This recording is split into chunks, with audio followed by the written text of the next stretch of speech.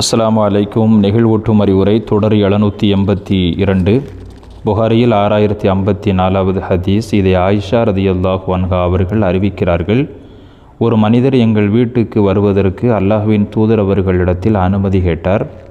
அப்போது அல்லாஹ்வின் தூதர் அவர்கள் அவரை உள்ளே வர சொல்லுங்கள் அப்படின்னு அனுமதி கொடுத்துட்டு வீட்டில் இருக்கிற எங்கள்கிட்ட சொன்னாங்க, இந்த கூட்டத்தாரிலேயே இவர் ரொம்ப மோசமான மனிதர் அப்படின்னு அவர் வீட்டுக்குள்ளே வர்றதுக்கு முன்னாடி அவரை பற்றி சொன்னார்கள்.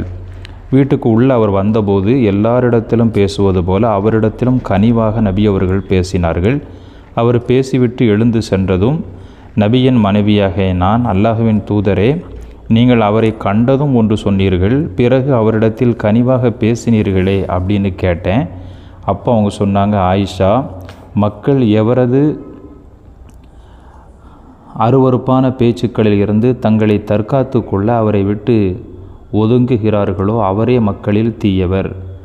அருவருப்பான பேச்சுக்கள் பேசும் அவர் குறித்து மற்றவர்களை எச்சரிக்கை செய்யவே அவரை பற்றி அவ்வாறு நான் சொன்னேன் அப்படின்னு சொன்னாங்க. அதாவது இந்த மனிதர் பிறர்களிடத்தில் எதுக்கெடுத்தாலும் சண்டை போடுவார், ரோட்டில் நின்று ரொம்ப அசிங்கமாக பேசுவார் அப்படின்னு. இதனால் இவருடைய தொல்லைகளில் இருந்து நிறைய பேர் எப்போ இவன்கிட்ட போய் என்னத்தை பேசுகிறது, இவன் மோசமாக பேசிடுவானே அப்படின்னு ஒதுங்கிக்கிடுவாங்க.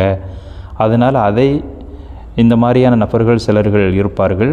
அப்படி உள்ளவங்கள்ட்ட பேசும்போது அவர் இப்படி தான் பேசுவார், அதனால் நீங்கள் உங்கள் வாட்டுக்கு போங்க, அவர்கிட்ட எதுவும் பேசாதீங்க அப்படின்னு ஒருத்தட்ட எச்சரிக்கை செய்கிறது தவறு கிடையாது அப்படின்னு நபிகள் ஸல்லல்லாஹு அலைஹி வஸல்லம் அவர்கள் ஆயிஷா நாயகி இடத்துல கூறியிருக்கிறாங்க.